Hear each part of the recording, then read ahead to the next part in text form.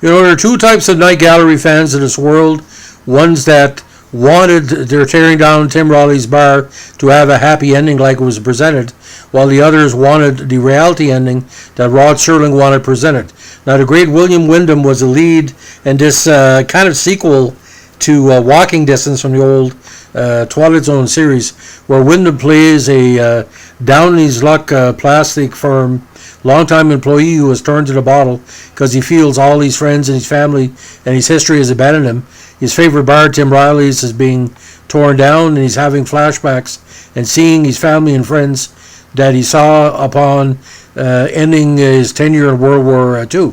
Now, today we're going to be talking about two factors about it, some IMDb history of the show, and also quoting from David Jewell's very, very well-researched episode guide, which I think basically, just like Scott Skelton's research, probably some of the most important archives in night gallery history. Now, it was nominated for Outstanding Single Program in 1971, and one of the finest segments ever produced on Night Gallery, and in my opinion, one of the finest TV episodes of the 1970s. Only a few episodes of episodic TV and comedies could even compare. It could have been the number one episode of the 1970s, but it had the happy ending.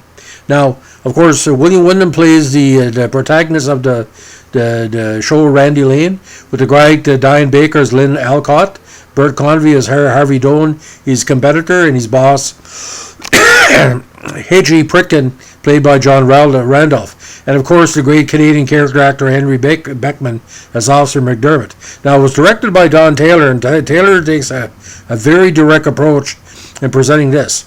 Now, the basic plot is sales director Randy Lane is reaching his 25th employment anniversary at Pritkin Plastics. It's not a celebration. He's been drinking heavy.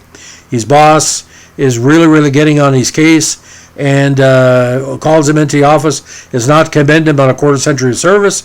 He's not aware. He said, you're taking the bottle. So he installs a competition with the up and comer Harvey Doan, played by Bert Convy. Yes, that Bert Convy. He offers to go over the work that Lane has been handling, and Doan basically is trying to sneak in and take his place. Now, when he returns to the office, very inebriated, he's followed into his office by his concerned assistant, Lynn Alcott, who has a crush on him. He reminds her that on this day 25 years ago, he joined the firm fresh out of serving in World War II. Now, he tells his secretary he has spent the last year standing outside Tim Riley's bar, now condemned to the wrecking ball, to make way for a modern 20-story bank building which will house only a bank. A year from now, no one will remember that Tim Riley had a bar right in the corner.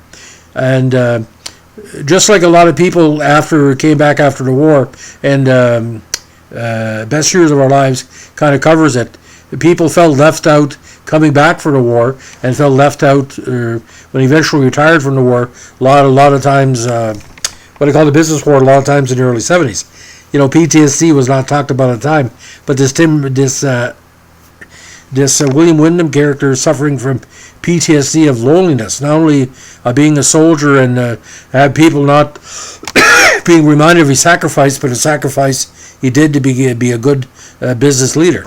Now, Lynn asks Lane if he'd like to come over to her place and join her for a steak dinner. He refuses his offer, pulls out a bottle from the desk drawer, and continues his drinking. Now, feeling sorry for himself, he leaves the office and returns again to the sidewalk outside Tim Riley's. A police officer he knows, played by Henry Beckman, comes upon him, and they share reminiscences. McDermott commiserates that he's not young anymore either. Now, when Lane begins to walk away, he hears the great song For He's a Jolly Good Fellow and flashes back. And he looks inside, and there's been sung by a group of people inside the condemned bar. He peers through the windows to see a crowd, apparently from 1945. He tries to get in, but the door is locked. He looks in again, and now it's empty inside. Now, back in the office the next day and sober, Lane again hears For He's a Jolly Good Fellow being sung by the group. He flings open his door, dashes into the hallway, where it is also 1945, his first day at the firm. We cut back to him inside his office, where it is in the present day. He's imagined a scene from the past, just like he imagined the one in Tim Riley's bar. So we don't know if it's an imagination or like what they call a positive ghost, because people flash back for different reasons. Now later, fully drunk, he breaks into the bar, singing for He's a Jolly Good Fellow. Two cops come to arrest him, and then Officer McDermott shows up and gets him off the hook. Finally, his emotions tumble forth, and he cries to McDermott in the famous soliloquy, I put in my time, I paid my dues. I shouldn't be hustled to death in the daytime and then die of loneliness every night. That's not the dream. That's not what it's all about.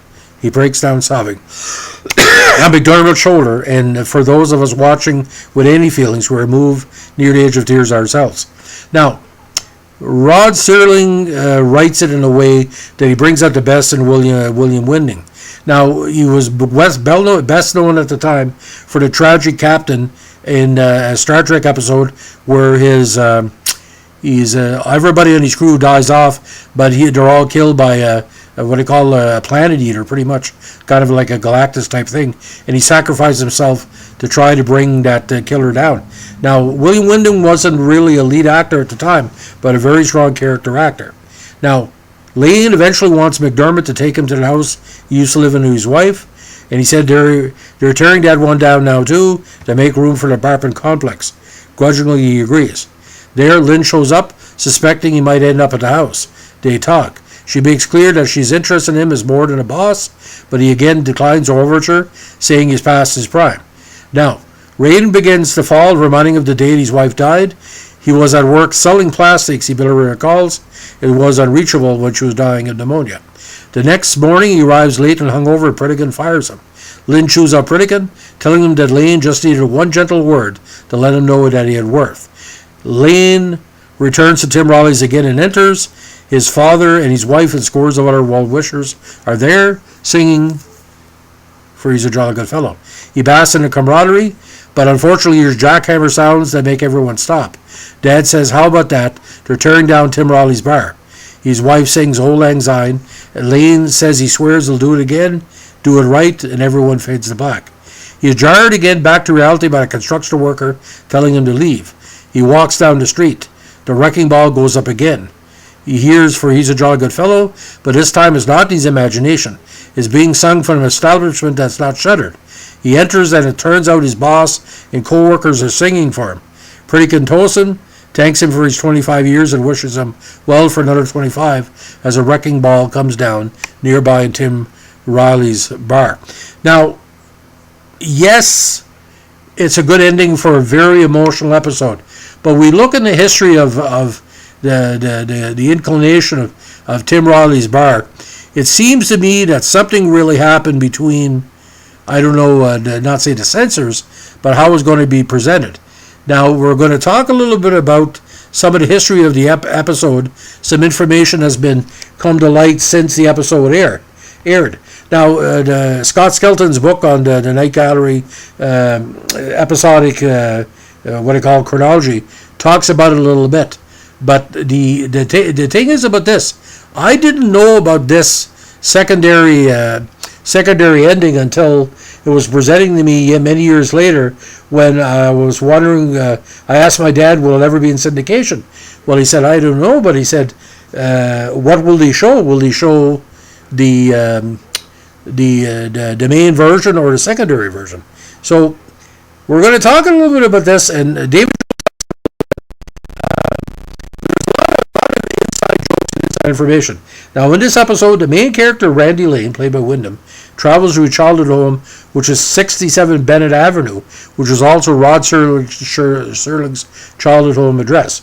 Now, there was some big controversy when it was aired, because in the States, allegedly, the last 8 minutes were inadvertently blacked out in some major markets, and only the dialogue was heard over a please stand by graphic.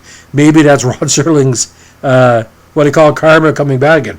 Viewer uproar over missing the end of the episode caused some network affiliates to air the conclusion of the episode during the evening news the next night, which was January 21st, 1971.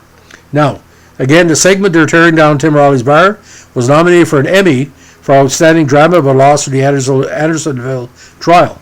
It was one of only 2 nominations for the show, the other being for an Outstanding Makeup for Pickman's Model.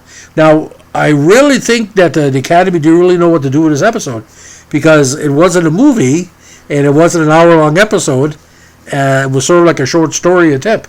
Now, what was kind of ironic, the central character Randy Lane and boat writer Rod Serling and actor William Windom were Army paratrooper vets of World War II. Serling served in the Pacific Theater, while Windom was in a European theater. Now, similar to, again, the Twilight Zone episode of Trouble with Templeton, I didn't talk about that.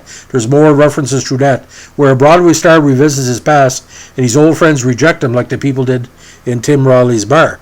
Now, it's kind of weird how it puts out, because not saying to reject him, but the fact is they basically tell him you can't live in the past.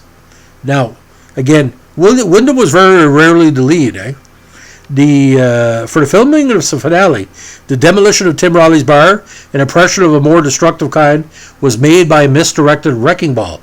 I built up this Irish pub on the back block, recalls actor-director Joseph Alvis, and he didn't knock it down correctly. Now, ironically, the happy ending to the tearing down of Tim Riley's bar, where Randy Lane's loyal secretary convinced him his boss to rehire him and even throw him a party, was not the ending that Serling had written.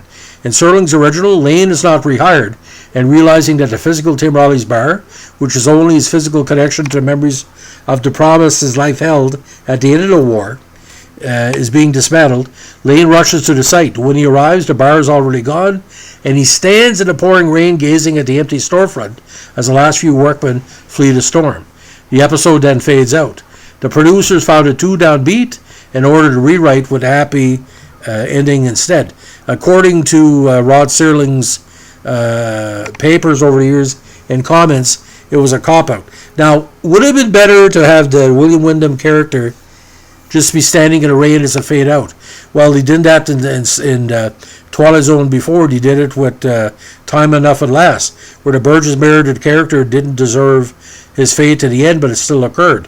Also, when we leave for home, the 1 hour episode, where he said, they left him behind as the last Earthman on this new planet that he discovered. But William Windom eventually became one of the most important character actors of the 1970s and 80s. Murder, She Wrote as well. He won Best Lead Actor in a Comedy. I think it was My Life and Welcome to It. I have Tux Will Travel, as we say. But from a writing standpoint, like I consider myself a good interpreter of what Night Gallery means to the Rod Serling oeuvre. Or Stephen King writes about horror. He doesn't write about comedy, does he? Stephen King is about lost moments or lost lives or lost opportunities. That's what Rod Serling does. Sometimes it's not fair, but from a standpoint, it has to make sense. Now, would the job chaser and the boss give him a going away party like that? Of course not. The only person there to support him was the secretary that had what he called a pity crush on him. Now, watch the whole episode. Let me know if you're a fan of the episode. I want to get your thoughts on it. Should there be a redo of the episode in a modern era? I always thought they would redo the episode with the more important ending. Now, we haven't relaunched the Night Gallery with the original scripts. I know we did some with the Twilight Zone series, but I'd like to see Night Gallery redone with alternate endings where the endings make more sense. So again, if you're a Night Gallery fan, this is for you, ladies and gentlemen. I know it's kind of a spoiler episode, but if you're a Night Gallery fan, you don't know how they're tearing down Tim Riley's bar ends. Well, maybe you're not a Night Gallery fan. We all know how Time Enough at Last ends. We all know how we all know how the cemetery ends. We all know about Escape Route ends. We all know how certain episodes I can't even mention out loud because they're so freaking scary. So, ladies and gentlemen, if you like what we're doing here, give us a like, comment, and subscribe. And don't forget, if you're a Night Gallery fan, you're a fan of Rod Serling at his, what he called, he was not say out of control, but he had no control. He was working pretty well as a face for what Jack Laird wanted. And this was probably the zenith. And he was the character that William Windom played in there because If you look at the map, it's 25 years he's out of the military, and here he's being kind of held back. He's not being respected. A little bit too close to home. Thanks for listening. Bye.